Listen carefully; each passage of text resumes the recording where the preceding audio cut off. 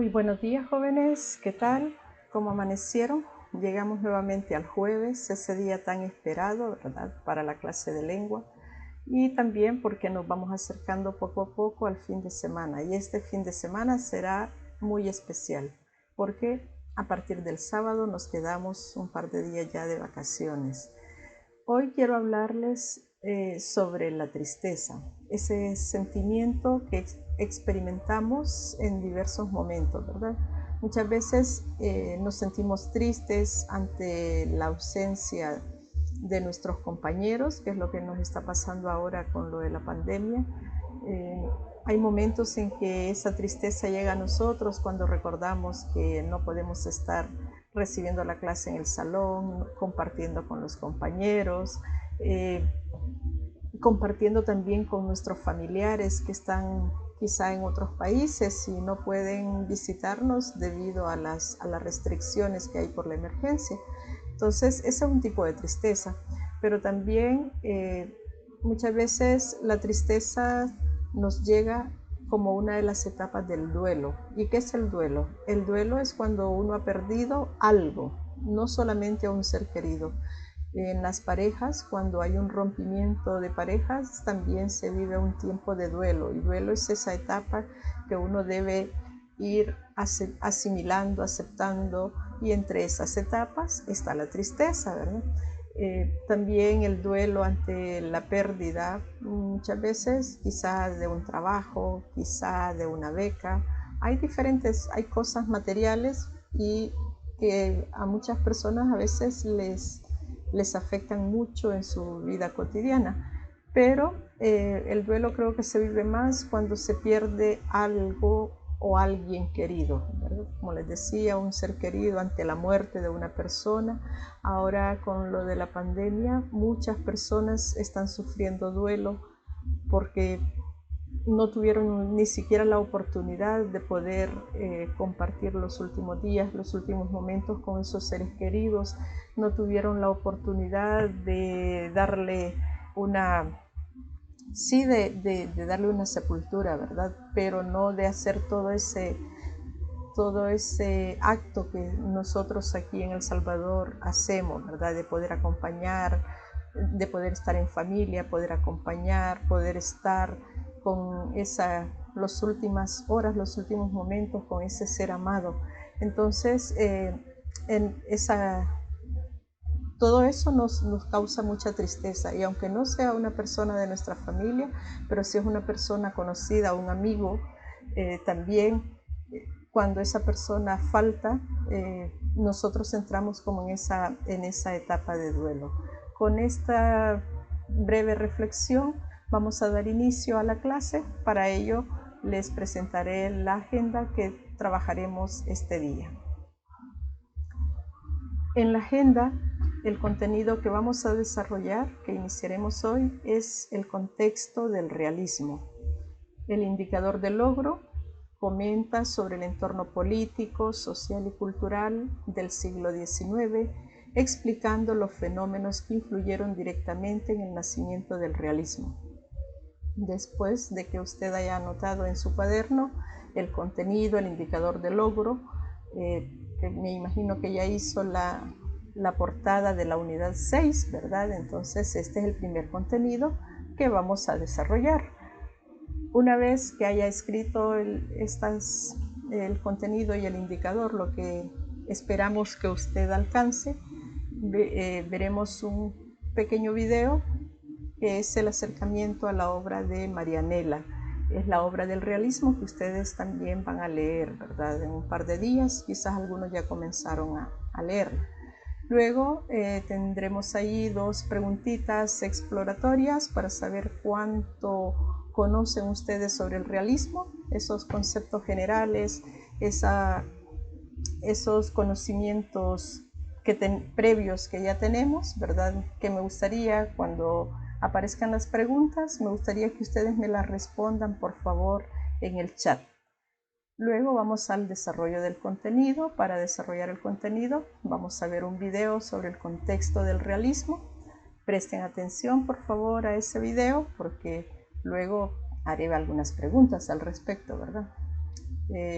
continuando con la actividad de cierre y por último el espacio de preguntas y respuestas en el que ustedes pueden aclarar sus dudas respecto a la clase o respecto a clases anteriores, ¿verdad?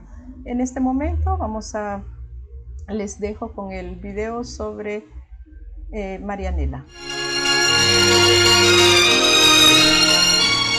¿Qué son las flores? Las flores son las estrellas de la Tierra. ¿Y las estrellas qué son? Las estrellas son las miradas de los muertos. ¿De qué te ríes? De los disparates tan hermosos que inventas. Todo lo que inventas me gusta. ¿Cuánto tiempo hace que eres mi Lazarillo? Va para año y medio que nos conocemos. No es verdad.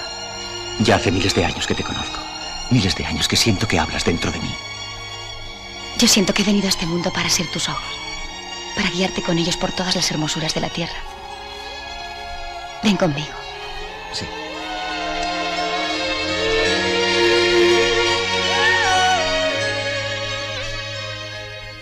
Nela, ¿dónde estás? ¿Estás ahí? Por favor, contesta. No te asustes, niño mío, estoy aquí. Me he quedado dormido. Ya no duermo, sueño. Sueño siempre que una mano entra en mis ojos y abre una puerta mohosa. ¿Se hará algún día realidad este sueño? Lo que tú deseas será, me lo dice el corazón. Aunque sé que desde que te conozco, no soy ciego del todo. Antes solo sabía que era de noche cuando las gentes callaban y de día cuando los gallos empiezan a cantar. Desde que te quiero sé que es de día cuando estamos juntos tú y yo y de noche cuando nos separamos. Yo también debo estar ciega como tú. A mí que tengo ojos, también me parece que sale el sol cuando te veo y que todo es de noche cuando nos separamos. Yo estoy lleno de tu belleza, pero no me pertenecerá por entero hasta que pueda verte. Un día esa puerta cerrada de mis ojos se abrirá y podré recrearme en ti. Será como una nueva manera del amor que te tengo. ¿Me oyes? ¿Dónde estás? ¡Vuelve! ¡Vuelve aquí! ¿Por qué te vas?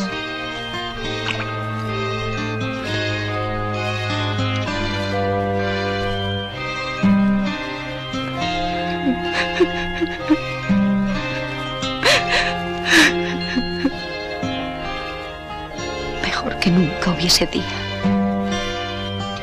Que fuese siempre noche. Que fuese siempre noche.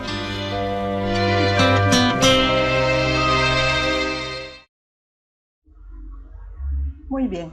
El realismo fue un movimiento artístico que surgió a mediados del siglo XIX como consecuencia al desarrollo científico y técnico. En ese ambiente se darán tres fenómenos que van a cambiar la vida, ¿verdad?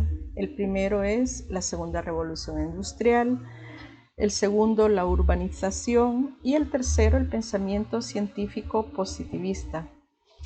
La segunda revolución industrial se dice que comenzó alrededor de 1850, 1860, porque la primera se había dado en 1750, o sea, un siglo antes, ¿verdad? En esta segunda revolución aparecerá una de las grandes novedades, como serán los colorantes sintéticos. Por ejemplo, nosotros aquí en El Salvador, en el siglo XIX, teníamos exportación de añil, que era un colorante natural que tenía mucha demanda en el extranjero, ¿verdad? Pero cuando comenzaron los colorantes sintéticos, el precio del añil cayó y fue un producto que, bueno, se dejó incluso de cultivar.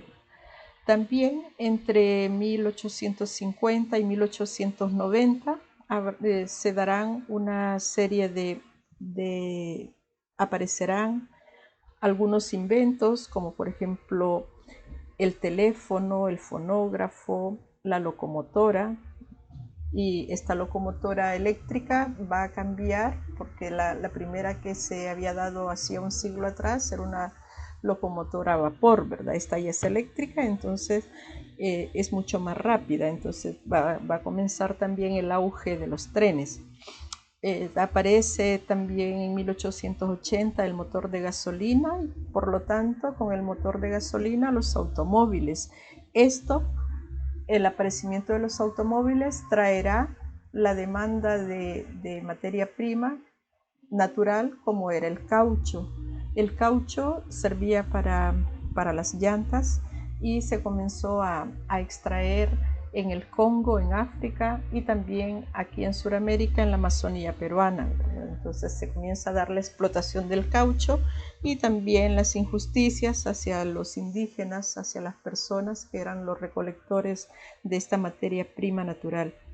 Aparecen también las ondas electromagnéticas, el cinematógrafo, el motor diésel, el teléfono inalámbrico y los rayos X. Para nosotros todo esto no es novedoso, porque hemos nacido en una era, en una época donde todos estos aparatos ya existían, e incluso mejores que los de esta época, ¿verdad? Pero en aquel momento esto va a ser realmente toda una revolución, y hubo países que se van a poner a la cabeza con esta revolución industrial, y claro, van a potenciar sus economías, ¿verdad? Como por el caso de Gran Bretaña, Francia, Estados Unidos, Japón, Alemania, se van a poner a la cabeza a nivel de estos nuevos inventos tecnológicos. El segundo fenómeno que cambia la vida en aquel momento es la urbanización. Es ese cambio de vida del campo a la ciudad. Hasta aproximadamente el siglo XVIII, aún en Europa, la mayor parte de la población seguía viviendo en las zonas, en los pueblos, en el campo. Todavía se cultivaba mucho la tierra. Las ciudades eran pequeñas, pero ya en el siglo XIX ese desplazamiento de las personas del campo a la ciudad tendrá como consecuencia la urbanización, la creación de nuevas ciudades o la ampliación de las ciudades que ya existían. Durante ese periodo también la burguesía se va a consolidar como la clase dominante. ¿Quiénes eran la burguesía? La burguesía era un grupo social que existía ya desde el siglo XV, cuando todavía teníamos monarquías, cuando se da el cambio de la monarquía absoluta, ¿verdad? La burguesía ya existía. Lo que sucede que ellos tenían poder económico, pero no tenían poder político. Entonces ya en el siglo XIX se va a consolidar como una clase dominante. Entonces ese proceso de industrialización le va a contribuir a la burguesía, ¿verdad? Y ese mismo proceso modifica la distribución de la población. Mucha gente abandona el campo para buscar trabajo en las ciudades. Entonces, estas nuevas generaciones viven en la ciudad, como vienen del campo, viven en unas condiciones inhumanas, en unas condiciones de hacinamiento, en unas condiciones paupérrimas, ¿verdad? Los pobres, o sea, no pueden pagar una casa, entonces tienen que vivir incluso a veces en una misma habitación muchísimas personas, dormir en el suelo, si es posible no comer para poder ahorrar el dinero y enviárselo a los familiares que siguen viviendo en el campo.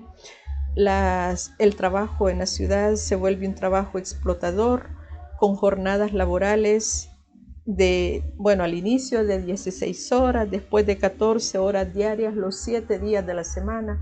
¿Se imaginan estar trabajando 14 horas sin tener un día de vacación? Era una explotación total, ¿verdad?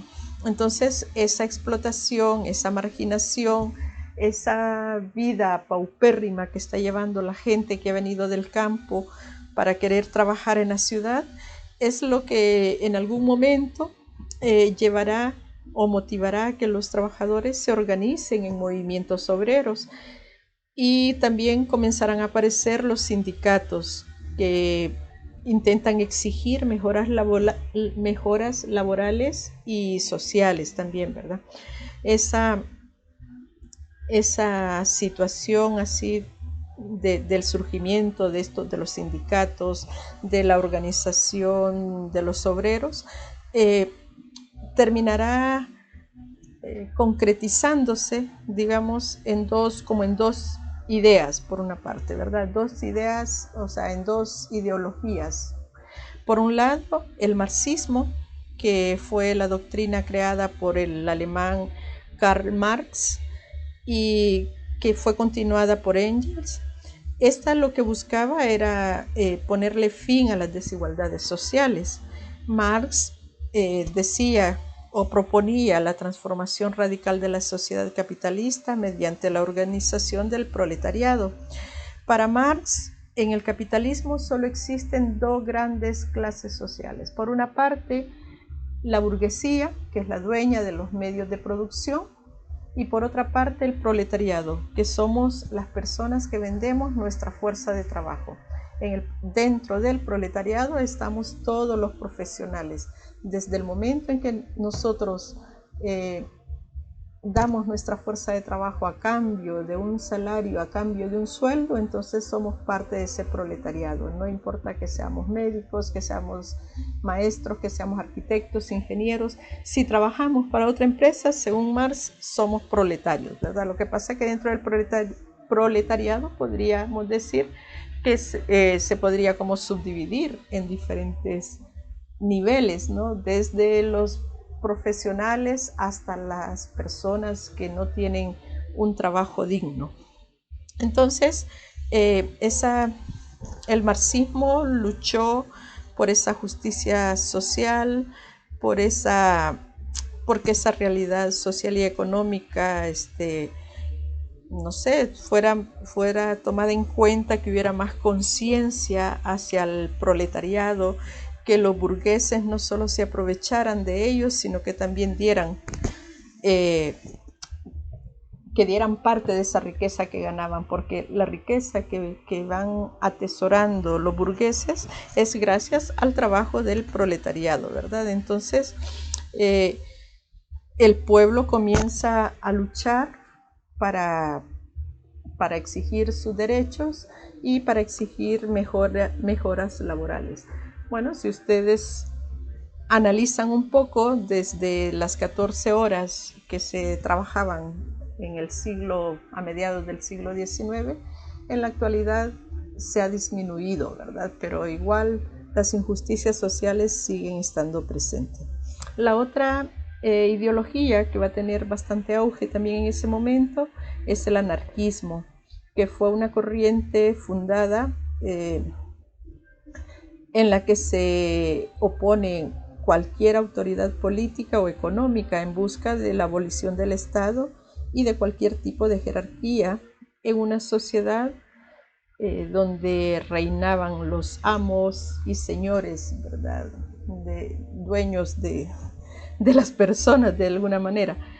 El problema del anarquismo es que al querer evitar o evadir cualquier tipo de jerarquía, comenzó a tener problemas también con la religión, porque según ellos el ser humano es capaz de dominarse a sí mismo y no tiene por qué existir otra persona que le domine, ¿verdad? Entonces tuvo seguidores, pero no tanto quizás como el marxismo. Y el tercer fenómeno que también va a cambiar la vida es el pensamiento científico positivista. Y dentro de él tenemos el empirismo y el positivismo. Para ver un poco más sobre este contexto del realismo, les dejaré con un video. Presten atención, por favor, para que después puedan responder algunas preguntas sobre él.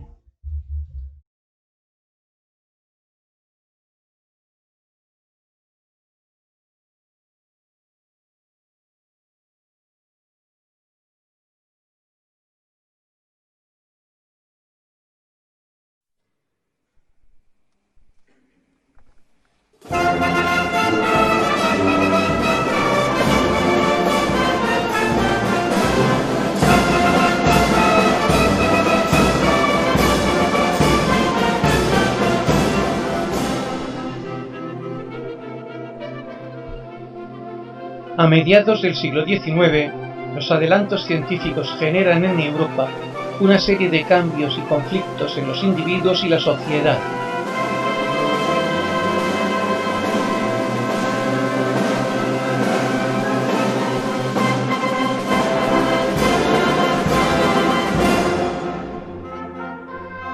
Con el capitalismo y la revolución industrial, la burguesía toma un auge extraordinario y alcanza por fin el poder económico y social.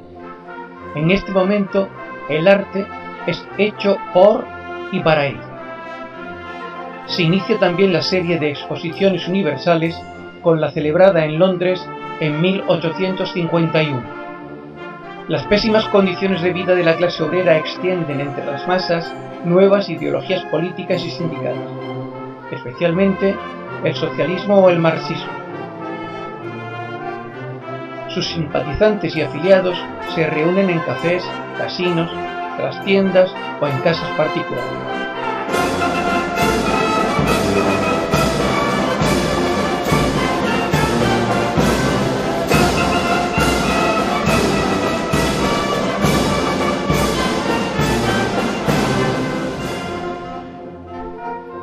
En España incide además un importante deterioro social, político y económico que determina la Revolución Gloriosa en 1868. Esta revolución lleva al exilio francés a Isabel II.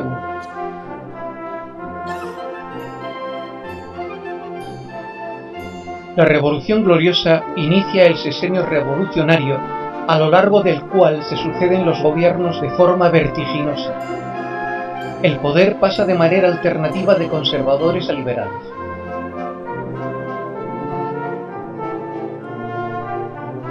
Llegarán después la República en 1873, el reinado de Alfonso XII y la regencia sobrevenida a su muerte de María Cristina, su esposa, hasta que, en 1902, Alfonso XIII adquiere oficialmente la mayoría de edad.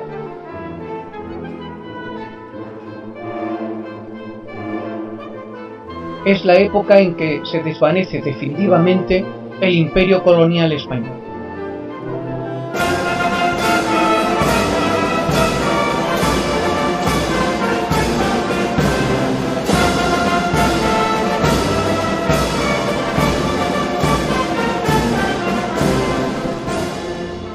De manera consecuente con estos cambios, el movimiento romántico es sustituido hasta finalizada la centuria por novedosas tendencias filosóficas, culturales y artísticas que implementan un nuevo concepto de vida y humanidad, de valores y de objetivos. Es el realismo que se levanta sobre el pensamiento positivista que sólo acepta como verdadero el resultado de la observación y la experimentación.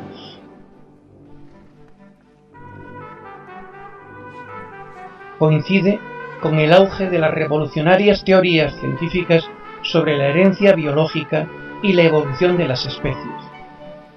La intención estética del romanticismo cede ante un punto de vista moralizante y crítico.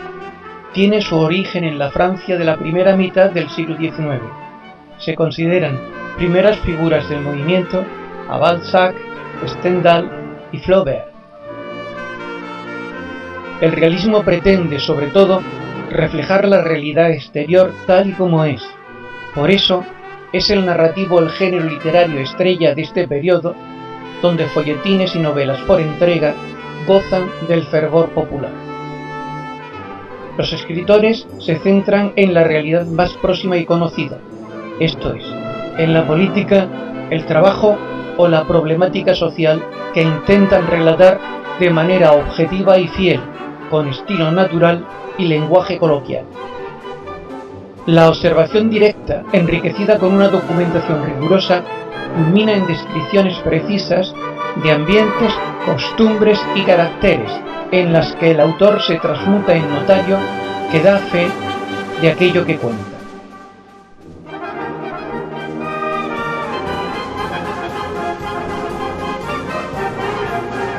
La imparcialidad se subraya con un narrador en tercera persona omnisciente, pero son frecuentes los comentarios del autor que intentan condicionar la opinión del lector.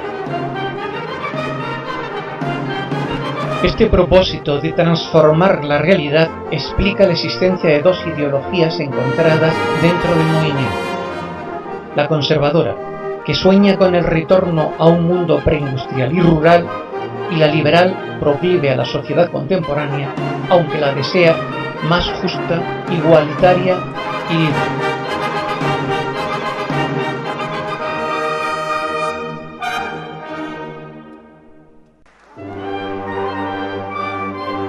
En España se encuentran precedentes en la Celestina, el Lazarillo de Tormes, el Quijote, las cartas marruecas, el costumbrismo de la primera mitad de siglo, los artículos de Larra o la novela histórica del romanticismo.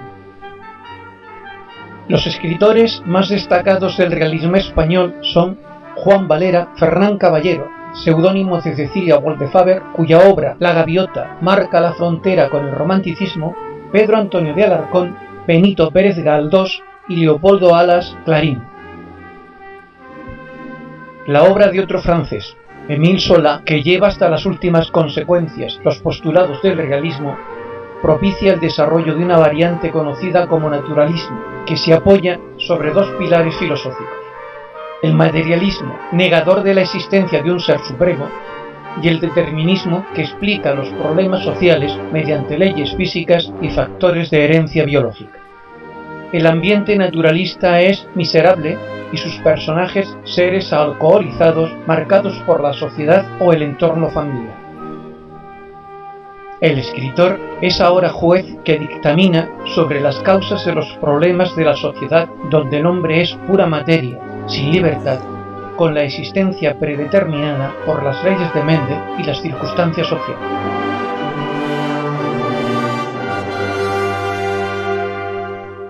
Su lenguaje suele ser natural y vulgar, incluso en ocasiones soez. El naturalismo no alcanza en España altas cotas de popularidad, tal vez por el peso del catolicismo que resulta incompatible con el determinismo naturalista. Las aportaciones naturalistas de nuestra literatura se deben a Emilia Pardo Bazán, Blasco Ibáñez y Clarín.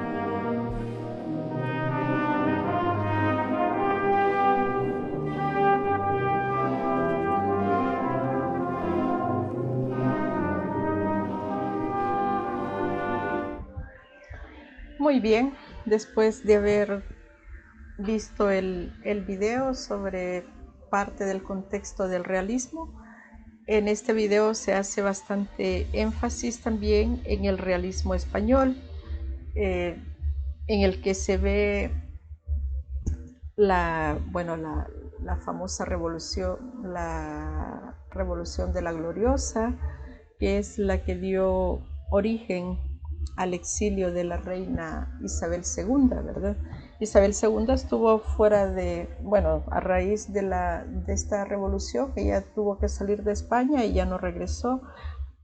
Fue en 1875 cuando su hijo Alfonso XII regresa a España como rey, ¿verdad? Lo que sucede es que Alfonso solamente estuvo como rey 10 años, porque en 1885 él murió y su esposa quedó, al poco tiempo de que él había muerto, se enteró que estaba embarazada y dio a luz a un niño al que después en 1902 coronarán como Alfonso XIII, ¿verdad? Pero este rey ya lo mencionaremos más adelante, también dentro de la literatura. Algo importante que se pudo observar también ahí en el video es que hay dentro de los escritores realistas aparecía uno de nombre Fernán Caballero, pero realmente era una mujer. El nombre de ella era Cecilia de Faber. ¿Por qué Cecilia firmaba con nombre de hombre? Porque, todavía en el siglo XIX, incluso buena parte del siglo XX, muchas mujeres eran criticadas si ellas publicaban sus escritos con su nombre original, ¿no? Entonces muchas veces tenían que tomar el nombre del esposo o un nombre ficticio, pero que fuese un nombre masculino. Ahí también podemos ver un poco la marginación siempre de las mujeres, aún en el área académica, ¿verdad? Otro dato que me interesa, ya que el video hablaba del realismo en España, debemos tener en cuenta que a finales del siglo XIX España perderá sus últimas colonias aquí en América, como serán Cuba y Puerto Rico, y en la parte oriental, Filipinas. Entonces, 1898 es el famoso desastre que se llama el desastre del 98, que después también habrá una generación literaria con ese nombre. Es un acontecimiento muy importante. Bueno, en este momento llegamos ya a la actividad de cierre de esta clase. Tomen nota de las siguientes preguntas, que estas preguntas necesito que ustedes me las vayan respondiendo, por favor, en el chat aquí mientras sigue transcurriendo el video. Esto tiene que ver con el video que acaban de ver sobre el contexto del realismo. La primera pregunta dice: con el capitalismo y la revolución industrial, ¿qué grupo social tomó auge extraordinario, alcanzando el poder político, el poder económico y social? Ustedes van a escribir ahí qué grupo humano es el que alcanzó ese auge, ¿verdad? Ese poder económico y social. Me lo escriben, por favor. Ahí vamos a ver quién es el primero, la primera que escribe ahí en el chat, para ver si es cierto que han prestado atención. La segunda pregunta: ¿qué nuevas ideologías aparecen en la segunda mitad del siglo XIX? Esas también yo se las había mencionado antes y aparecen nuevamente ahí en el video. Vamos a ver quién es el primero que escribe la respuesta a esta segunda pregunta.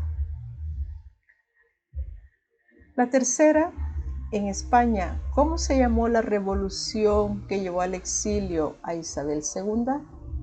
Yo lo acabo de decir, se me escapó, ¿verdad? Pero si prestaron atención, me van a contestar rápidamente. La cuarta: ¿en qué año perdió España sus últimas colonias en América? También lo he dicho hace apenas un par de minutos. Y la última: ¿cuál fue el movimiento literario que coincide con el auge de las teorías científicas sobre la herencia biológica y la evolución de las especies? Bueno, estas 5 preguntitas que van a servir como actividad de cierre, necesito que me las respondan en el chat y que ustedes las respondan en su cuaderno. Esto les va a servir para poder estudiar para el examen. Y ahora pasaremos a nuestro apartado de preguntas y respuestas, en las que ustedes, si no han terminado de contestarme estas preguntas, pueden continuar contestándolas o también haciendo cualquier pregunta, ¿verdad? Les agradezco por su presencia, por su participación. Les deseo una buena semana de vacaciones. Avancemos también con la lectura de Marianela, es una obra muy bonita que pertenece al realismo, y nos veremos en la clase después de la semana de vacaciones. Les dejo ahora con el espacio de preguntas y respuestas.